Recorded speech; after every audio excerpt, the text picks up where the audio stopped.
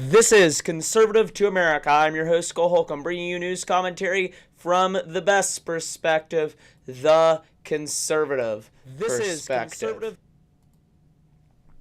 Today we're going to be talking about the midterms 2026. There's bad news brewing for Republicans. Over the weekend, Democrats are trying to paint this special election that happened over the weekend like a huge referendum on Republicans.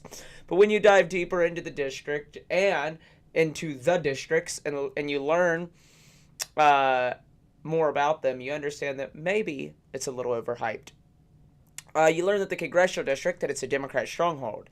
This certain congressional district I'm discussing is a congressional district in Texas that over the weekend Democrats won a seat, treating the Republicans' majority from 219 to 200, from 218 to 213, from now 218 to 214. But anyways, so the Republicans have a now very, very small majority. And they already had a small majority, but now a one-vote majority.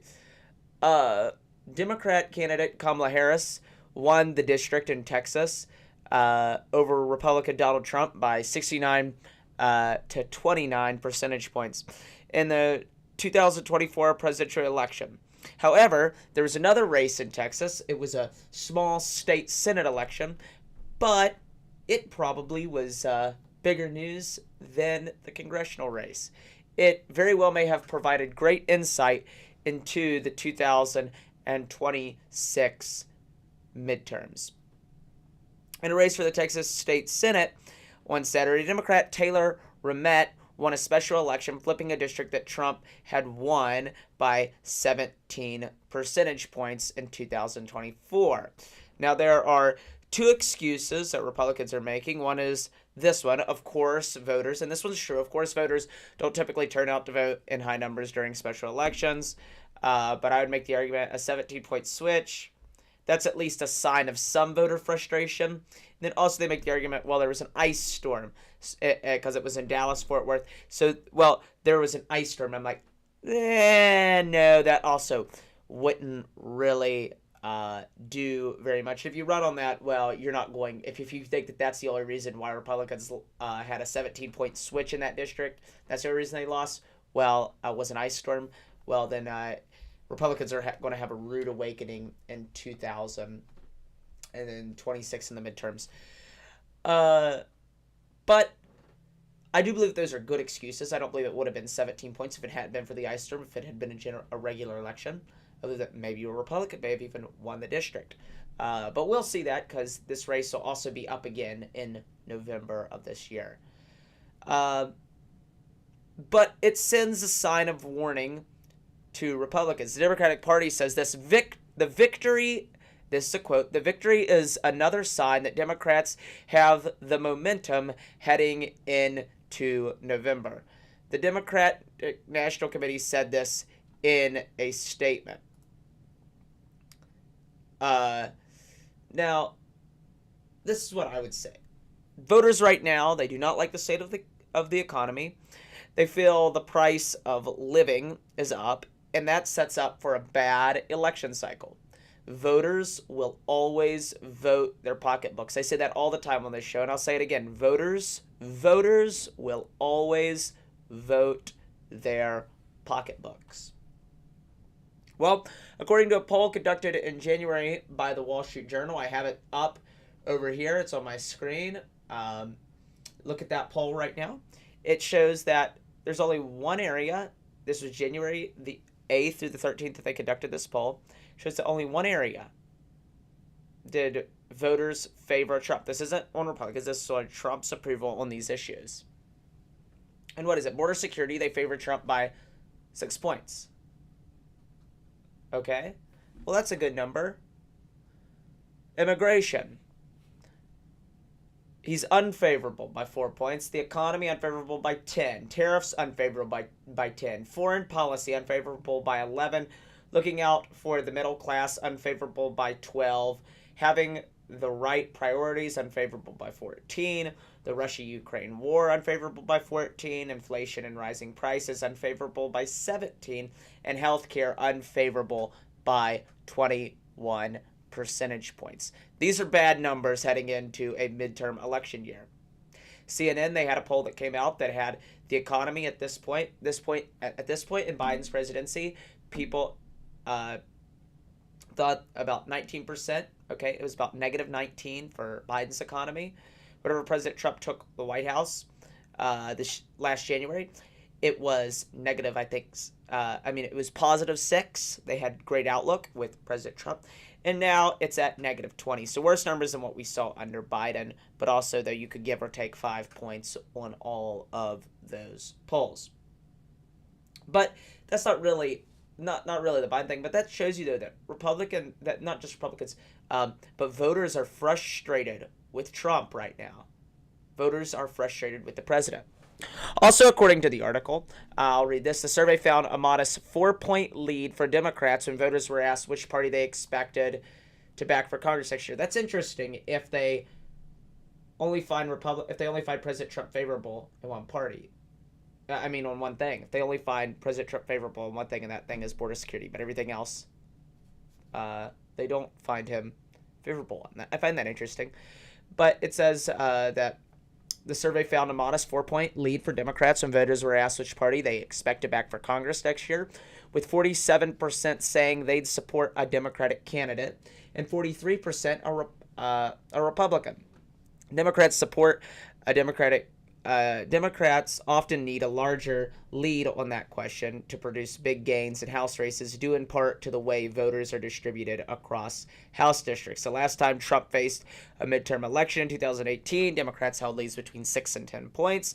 At about this time in the cycle, Journal polling found the party gained some 40 House seats that year.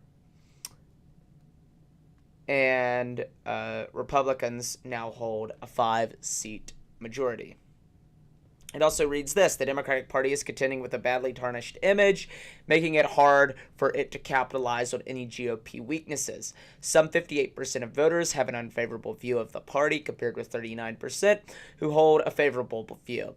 That's marginally better for Democrats than in July, when the party recorded its weakest image rating ever in Journal polls, dating back more than 30 years. Negative views of the party now outweigh positive ones by 19 points, compared with an 11-point gap for the Republican Party. Our branding is still as bad as it's ever been, said Ann Zaloni, the Democratic pollster.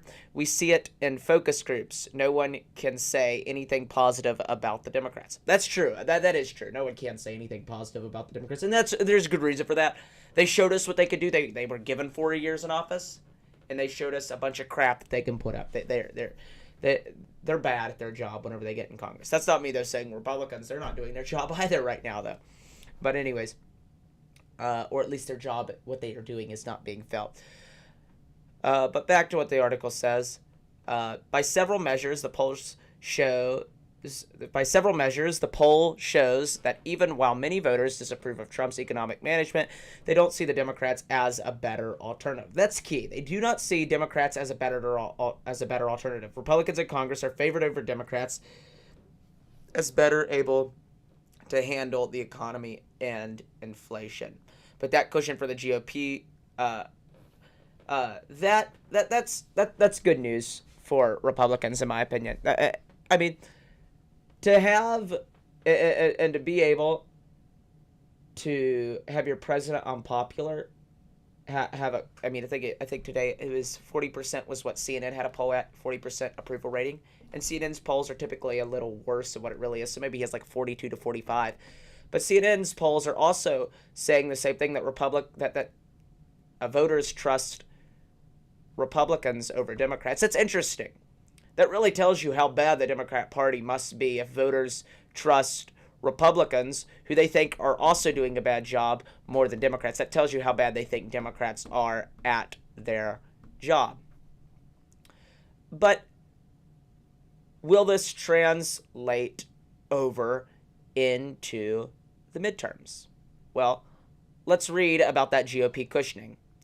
But that cushion for the GOP is deteriorating on matters where voters disapprove of Trump.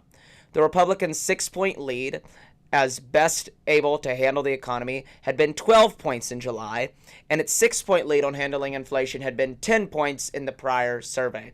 Moreover, Democrats in Congress held a small lead when voters were asked which party looks out best for middle-class families and cares about people like you. Now, in saying all of that, Republicans' lead is deteriorating. It looks each day like Democrats have a better and stronger and more likely chance to win back Congress in 2026 in November. And I'd say that that's probably very likely. I don't think that Republicans should get too optimistic about the 2026 midterms. I actually think that they shouldn't be optimistic about the 2026 midterms. The GOP should expect to lose the House by small margins. By small, I mean 5 to 25. And 25, I understand that's a big number, but I would say that's probably more in the 5 to 15 range. 25 is if Republicans just do terrible. But I expect the GOP to lose the House by small margins.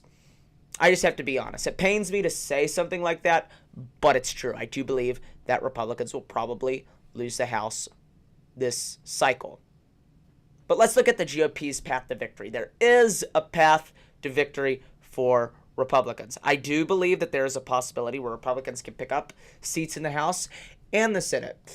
And it counts on one thing to happen. What is that one thing? I mean, we think about it, and what is the one thing that would be required? Well, of course, the economy would have to get kicked back up and have to get boosted again. And Americans would have to feel like there's more money in their pocketbooks because voters vote their pocketbooks. Well, what would do that? It would be Americans finally beginning to feel the effects of the big, beautiful bill. And the big, beautiful bill must be felt by Americans by late July to early August. If that doesn't happen, I would go to say that Republicans will lose 5 to 25 seats in the House and 1 to 2 seats in the Senate. The 2 seats in the Senate would likely be North Carolina and Maine. Those would probably be the 2 seats in the Senate that they could lose. North Carolina and Maine. Maybe North Carolina and Ohio, or Ohio and Maine. But I'd say North Carolina, Ohio, and Maine, Republicans would win 1, and the rest they'd lose to Democrats.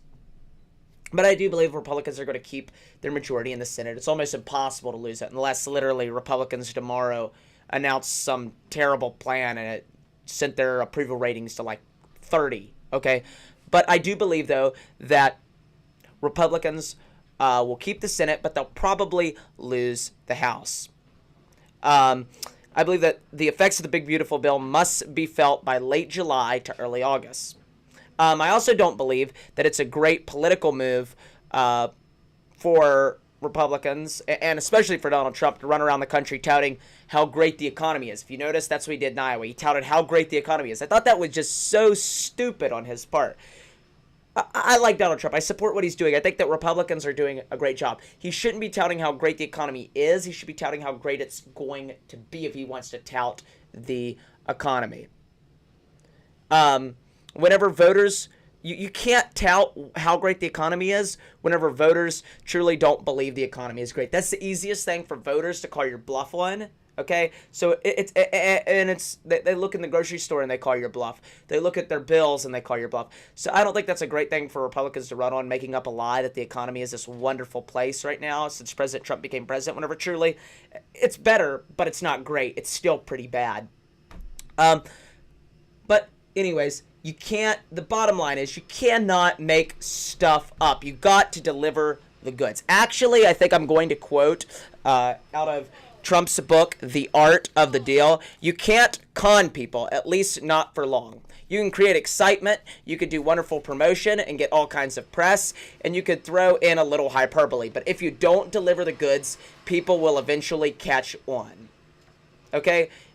You can't con people, at least not for long. That's what the book says. You can't con people, at least not for long. You can create excitement, you can do wonderful promotion and get all kinds of press, and you could throw in a little hyperbole, but if you don't deliver the goods, people will eventually catch on. It's coming to a point where people are still waiting on the great economy Trump promised, especially Gen Z, and we have yet to feel it. Republicans need to tout that there is a safer America under Trump, that there's a healthier America under Trump, that there is a more secure America under Trump, that America is once again a place where you can raise a family. Republicans need to tout that America is not the world's punching bag anymore. They need to tout that America isn't here to get kicked around anymore, and they need to tout that the world respects us once again. They also need to run on the campaign that Democrats had their chance for 4 long years under sleepy Joe Biden and lying Kamala Harris. And they showed us what they can do. A big load of nothing and politically motivated arrests and investigations. Now, in closing today, I do believe the president is working hard to make life affordable again. It just takes some time. How much time is the question? Will it arrive before the midterms or after? Well, as a conservative, I sure hope that it arrives before the midterms. But time will only tell. But I will continue to bring you conservative news commentary from the best perspective, the conservative perspective. I am Cole Holcomb, and this is Conservative to America.